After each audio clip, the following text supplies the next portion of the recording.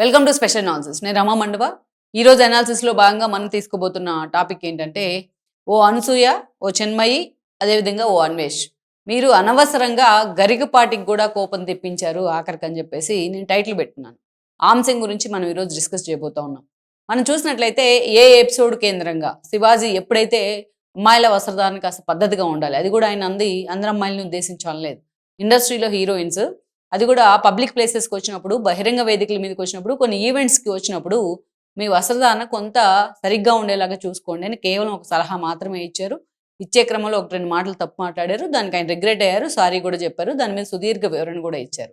అయితే ఎప్పుడైతే శివాజీ ఇలా మాట్లాడారో మొత్తం ప్రపంచం అంతా ఆల్మోస్ట్ 99% శివాజీకి మద్దతు పలికింది. ప్రపంచం అంతా అంటే తెలుగు రాష్ట్రాల్లో చాలా మంది శివాజీ మాటలకు మద్దతు తెలిపారు. అయితే ఈ క్రమంలోనే అటు సింగర్ చిన్మయి కావచ్చు, ఆమెకున్న కొన్ని బెటర్ ఎక్స్పీరియన్సెస్ అయి ఉండొచ్చు. ఎందుకంటే కాస్టింగ్ కౌచ్ గురించి ఇండస్ట్రీలో ఆవిడ చాలాసార్లు వాయిస్ వినిపించే ప్రయత్నం చేసింది. తర్వాత అనసూయ, తనకు సంబంధం లేకపోయినా ఏ ఇష్యూలో అయినా సరే తాను మాత్రం ప్రతిసారి ఇన్వాల్వ్ అవుతూనే ఉంటుందన్నమాట. సో అలాంటి అనసూయ చాలా వైల్డ్గా రియాక్ట్ అయ్యారు. సరే, వాళ్ళకు కూడా ఆయన సమాధానం చెప్పే ప్రయత్నం చేశారు. అయినా సరే దీన్ని కోడిగుడ్డు మీద ఈకలు పీకినట్టు పీకే ప్రయత్నం చేస్తూ వచ్చారు వాళ్ళు. ఎందుకంటే సింపుల్గా శివాజీ మాటలు వాళ్ళని నొప్పించుంటాయి. ఎందుకంటే అందరి అభిప్రాయాలు ఒకేలాగా ఉండవు. శివాజీ మాటలను అందరూ కూడా స్వాగతించాలని మనం అనుకోం. కాకుండా ఆయన చెప్పిన దాంట్లో అసలు అర్థం ఏంటి, దేని గురించి ఆయన చెప్పారనేది కాస్త ఆలోచించుంటే ఇంత దూరం ఇష్యూ కూడా వచ్చిండేది కాదు. అయితే వీళ్ళు అంత కాకుండా దాని మీద చాలా వైలెంట్గా రియాక్ట్ అయ్యారు. శివాజీ నానా మాటలు అన్నారు అనసూయ. ఇక చిన్మయి అయితే నీ కొడుకు గాజులు వేసుకో, నీ కొడుకు చీరలు కట్టుకోమని చెప్పి చాలా దారుణంగా మాట్లాడే ప్రయత్నం చేశారు వీళ్ళు పైకి మాత్రం ఫెమినిస్టుల పేరుతోని అసలు తమ విచ్చలవిడితనాన్ని ఇంపోజ్ చేసే ప్రయత్నం చేస్తున్నారు ఏదైతే సమాజం మీద అనేది మొత్తం పోర్ట్రేట్ అయింది శివాజీ మాటలతో. ఈరోజు శివాజీకి అందుకే ఒక హీరో వర్షిప్ వచ్చింది ఈ ఎపిసోడ్ తర్వాత. ఎప్పుడైతే ఆయన అంత వివరణ ఇచ్చి సారీ చెప్పిన తర్వాత కూడా ఆయన్ని మహిళా కమిషన్ పిలవడం, ఆయన కూర్చోబెట్టడం సుదీర్ఘంగా విచారణ కోసం. సో ఈరోజు శివాజీ ఈ ఎపిసోడ్ తర్వాత సైలెంట్ అయ్యారు. నా మీద కుట్ర జరుగుతోంది, నాకు అర్థమవుతోంది అని చెప్పేసి ఒక మాటతో ఆయన సైలెంట్ అయ్యారు. ఆయన సైలెంట్ అయినా సరే శివాజీ కామెంట్స్ గురించి ఈరోజు ప్రపంచం మాట్లాడుతూ ఉంది. ఎందుకంటే ఈ కామెంట్స్లో వన్ సైడెడ్గా శివాజీకి అప్లాజ్ వస్తున్న పరిస్థితిలో కొంతమంది నిజంగానే ఇది డైజెస్ట్ చేసుకోలేకపోయారు. ఒక నాగబాబు కావచ్చు, ఒక ప్రకాష్ రాజు లాంటి వాళ్ళు కావచ్చు, విచ్చలవిడిగా రెచ్చిపోండి మీకు మేము ఉన్నాం అన్నట్టు మాట్లాడారు. వాళ్ళ మీనింగ్ అదే మాట్లాడిన మాటల్లో. ఈ ఇష్యూలో వర్మ లాంటి వాళ్ళు కావచ్చు. టోటల్గా ఈ ఇష్యూలోకి అన్వేష్ అనే ఒక అతను కూడా ఇన్వాల్వ్ అయ్యారు. అతను ఎంత రప్చర్ చేశారు ఈ ఇష్యూని, సైడ్ ట్రాక్ పట్టించారు అనేది కూడా మనకు తెలిసిందే. మంచిగా ఒక హ్యుమానిటేరియన్ గ్రౌండ్స్లో చర్చ జరుగుతోంది అమ్మాయిల వస్త్రధారణ మీద. సో ఇట్లాంటి దాంట్లో పూర్తి స్థాయిలో ఒక విషం చొక్క పోసినట్టు పోసాడు ఆ అన్వేష్ అనే అతను. తనకు సంబంధం లేకుండా నానా యాగి చేసి, నానా పెంట చేసి ఎక్కడో పురాణాలను కూడా ఇష్యూలోకి లాగారు. ఇంత నడుస్తూ ఉన్న క్రమంలో ఆ అన్వేష్ అనే అతను గరికపాటిని గురించి కూడా మాట్లాడారు. నిజానికి ఎప్పుడైతే శివాజీ వస్త్రధారణ పద్ధతిగా ఉండాలి అమ్మాయిలు అని చెప్పారో, ఈ ఇష్యూ వచ్చినప్పటి నుంచి ఆయన మాట్లాడిన దగ్గర నుంచి కూడా గరికపాటి టాపిక్ ఎక్కువగా వస్తూ ఉంది.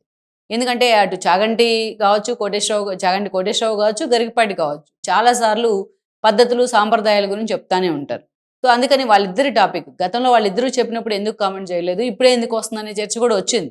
అయితే ఇక్కడ మనం చూసినది Garikapati something different when compared with Chaganti Koteswararao గారు ఎప్పుడు కూడా పురాణాల్లో జరిగిన విషయాల్ని చాలా పద్ధతిగా వాటిని వివరించి ఈ జనరేషన్కు వాటిని అర్థమయ్యేటట్టు చాలా సింపుల్గా, సరళంగా తన భాషను వ్యక్తీకరిస్తూ ఉంటారు. ఎన్నో సందేహాలకు కూడా సమాధానం చెప్తూ ఉంటారు. అందుకే ఈరోజు నైతిక విలువల సలహాదారుగా కూడా ప్రభుత్వం ఆయన నియమించుకుంది అంత పద్ధతిగా. సో ఇక గరికపాటి విషయానికి వచ్చినట్లయితే హీఈస్ డిఫరెంట్. మీరు ప్రవచనకారులు ఎంతమందిని తీసుకున్నా వాళ్ళెవరూ కూడా గరికపాటికి సరిసమానం కాదు. ఈ విషయం మనం ప్రౌడ్గా చెప్పుకోవచ్చు. అలాంటి ఒక ప్రవచనకారుడు మన రాష్ట్రంలో ఉన్నందుకు, తెలుగు ప్రజల్ని రిప్రజెంట్ చేస్తూ అనేక విషయాలను చెప్తున్నందుకు, పురాణాల్లో లేకపోతే వాళ్ళకి అవగాహన బట్టో, వాళ్ళకున్న విద్వత్తుని బట్టో చాలామంది చెప్తారు. కానీ వాటిని తీసుకొచ్చి వాటిలో కొన్ని కథలను కాంటెంపరీ ఇష్యూస్కి లింక్ చేస్తూ చెప్పడం అనేది అందరికీ కూడా సాధ్యం కాదు. ఆ లైన్ దాటి బయటకు వచ్చి కొన్ని ఇష్యూస్ని, ఎందుకంటే హ్యూమన్ యాంగిల్లో హ్యూమన్ టచ్ ఉన్న అనేక అంశాలను టచ్ చేయడం అనేది అందరి వల్ల కాదు. మ్యాక్సిమం 99% చాలామంది వల్ల, ప్రవచనకారుల వల్ల కూడా కాదు. కానీ అందుకే నేను డిఫరెంట్ అంటాను గరికపాటిని. ఆయన ఏ ఇష్యూ అయినా సరే, ఆఖరికి మనం ఇంట్లో వండుకునే ఉప్మా దగ్గర మొదలు పెడితే, అమ్మాయిలు వేసుకునే డ్రెస్ దగ్గర నుంచి, అమ్మమ్మలు పెట్టే ఆవకాయ దగ్గర నుంచి, రాకెట్ ప్రయోగాల దాకా ఎక్కడైనా సరే, ఏ అంశం మీదైనా సరే గరికపాటి అనర్గళంగా మాట్లాడగలరు. అంతేకాదు కొన్ని ఎగ్జాంపుల్స్ని కూడా చెప్తూ ఉంటారు ఆయన. కొన్ని సందేహాలు ఉంటాయి మనకి, చాలా ఇంట్లో అమ్మాయిలు ఇలా ఉండాలి ఆంక్షలు ఉంటాయి. లేకపోతే గుడికి వెళ్ళాక ఈ చేత్తో దీపం పెట్టాలా, ఈ చేత్తో దీపం పెట్టాలా అనే డౌట్ ఉంటుంది. అట్లా ప్రతి అగ్గిపెట్టెతో వెలిగించాలా లేదా అనే డౌట్ ఉంటుంది. ఇలా ఎక్కడో చాట కొంత ఇంట్లో మనం పెరిగిన వాతావరణం కావచ్చు, సమాజాన్ని చూసే విధానం కావచ్చు, ఒక్కొక్కరు ఒక్కో యాంగిల్ చూసే విధానం కావచ్చు, ఒక మెస్ క్రియేట్ అవుతుంది చాలా మందికి. ఎందుకంటే కరెక్ట్‌గా that is the age of nuisance. Especially ఒక అడల్ట్ ఏజ్ వచ్చిన దగ్గర నుంచి కూడా ఒక 10 ఇయర్స్ పాటు కొంత న్యూసెన్స్ ఏజ్‌లో కన్‌ఫ్యూజ్డ్ స్టేట్‌లో ఉంటుంది. అబ్బాయిలైనా, అమ్మాయిలైనా సరే యవ్వనంలో ఉన్నప్పుడు. సో, అలాంటి వాళ్ళకి చాలా డౌట్స్ వస్తా ఉంటాయి చాలా అంశాలకు సంబంధించి. వాటన్నిటికి కూడా తన ప్రవచనాల్లో చాలా క్లారిటీ ఇస్తారు గరికపాటి. చాలా దాన్ని కూడా అది కూడా కొంత మనం నవ్వుకునేలాగా ఎంతో హాయిగా ఉంటుంది. ఆయన ప్రవచనాలు గానీ, ఆయనది ఏది విన్నా కూడా చాలా మన ముఖం మీద నవ్వొస్తుంది. ఆయన చెప్పేది వింటుంటే. మనసుకు కూడా హాయిగా ఉంటుంది. చాలా అద్భుతంగా ఎవల్యూట్ చేసేలాగా చెప్తారు. పురాణాలు చాలా చెప్తారాయన. అయితే ఆయన చెప్పిన మాటలు మనం కొన్ని వింటే గతంలో చెప్పుకొచ్చారాయన. తన తల్లి గురించి చెప్పే క్రమంలో, ఎప్పుడైతే నేను సహస్రావధానం, శతసహస్రావధానాలు చేస్తా ఉన్నానో, అప్పుడు నా తల్లి నాకు ఇలాంటి కొడుకునిచ్చేవని చెప్పేసి ఆమె నా కాళ్ళకి మొక్కే ప్రయత్నం చేసింది అని చెప్పేసి కూడా కొన్నిసార్లు సందర్భాల్లో చెప్తా ఉంటారు. అంత గొప్ప ప్రవచనకారుడు ఆయన గరికపాటి. ఆయనకి సరస్వతీదేవి నాలుక మీదే నాట్యం చేస్తూ ఉంటుంది ఎప్పుడు కూడా. సో, ఎప్పుడు తనకు సంబంధించి కొన్ని ఇష్యూస్ జరిగాయి గతంలో మనం చూసాం. ఎప్పుడైతే అలయ్ బలయ్ కార్యక్రమం నిర్వహించినప్పుడు, ఇప్పుడు మాజీ గవర్నర్ దత్తాత్రేయ నిర్వహించిన క్రమంలో ఆ వేదిక మీద చిరంజీవిని కూడా పిలిచారు. అయితే చిరంజీవి ఫ్యాన్స్ అంతా వచ్చి అక్కడ హంగామా చేసే క్రమంలో ఆయన చిరంజీవిని వార్న్ చేసే ప్రయత్నం చేశారు. అయినా సరే చిరంజీవి ఎక్కడా కూడా నొచ్చుకోలేదు. చిరంజీవి తర్వాత ఆయనకి సారీ చెప్పే ప్రయత్నం కూడా చేశారు. అయితే నాగబాబు దాంట్లోకి ఎంటర్ అయ్యేదో హడావిడి చేశారు కానీ అది ఎవరు పట్టించుకోలేదు. ఆ తర్వాత అనంత్ శ్రీరామ్ లాంటి వాళ్ళు కూడా గరికపాటి నువ్వే పార్టీ అంటూ కూడా చాలా సెటైరిక్‌గా మాట్లాడారు. అయినా ఆయన ఎక్కడ కూడా రియాక్ట్ కాలా. ఆ తర్వాత ఎప్పుడు చంద్రబాబు నాయుడుకి మద్దతుగా ఆయన మాట్లాడిన ప్రతిసారి గరికపాటిని అనేక రకాలుగా వైఎస్ఆర్‌సీపీ టార్గెట్ చేసే ప్రయత్నం చేసింది. సోషల్ మీడియా వేదికగా కావచ్చు, ఎన్నో అంశాల్లో. ఎన్టీఆర్‌ని ఆకాశానికి ఎత్తేశారు చాలా సందర్భాల్లో గరికపాటి. తెలుగు వ్యక్తులు గర్వించాల్సిన వ్యక్తి అని చెప్పేసి. అలాంటప్పుడు కూడా ఆయన టార్గెట్ చేశారు సోషల్ మీడియా వేదికగా చాలా మంది. ఎప్పుడు కూడా ఆయన అంత వైల్డ్‌గా రియాక్ట్ కాలా. ఇంకా అన్నిటికన్నా ఇంకో సందర్భం ఏంటంటే, ఆయన మాజీ భార్యను అని చెప్పుకునే ఒక ఆవిడ తెర మీదకొచ్చి నానా రకాలుగా ఆయన క్యారెక్టర్‌ని అసాసినేట్ చేసే ప్రయత్నం చేసింది. దాని మీద కూడా ఎక్కడ ఆయన మద్దతుదారులు ఎవరైనా మాట్లాడుంటారు కానీ, ఎక్కడా గరికపాటి బయటకొచ్చి హడావిడి చేసో, మాట్లాడో, కాంట్రవర్సీల్లో తలదూర్చే ప్రయత్నం చేయలా. ఇంకొక విషయం ఏంటంటే, ముక్కుసూటిగా ఉన్నది ఉన్నట్టు చెప్తారు, పద్ధతిగా ఉంటారు. ఎక్కడ ఎవరికి భయపడరు అనే ఇమేజ్ ఉంది ఆయన మీద. సో, బియాండ్ ద లిమిట్స్ వెళ్తారు. ఏదైనా ఇష్యూ మీద మాట్లాడాలంటే ఔట్ అండ్ రైట్ తను అనుకున్న విషయాన్ని పద్ధతిగా చెప్పగలరు. అందుకే ఇక్కడ మనం చూస్తే సెపరేట్ ఫ్యాన్ బేస్ ఉంది ఆయనకు. Cult fan base. మనం చూస్తే చాగంటి కోటేశ్వరరావుకి సెపరేట్ ఫ్యాన్ బేస్ ఉంటుంది. ఈయనకి గరికపాటికి ఈయనకి సెపరేట్ ఫ్యాన్ బేస్ ఉంటుంది.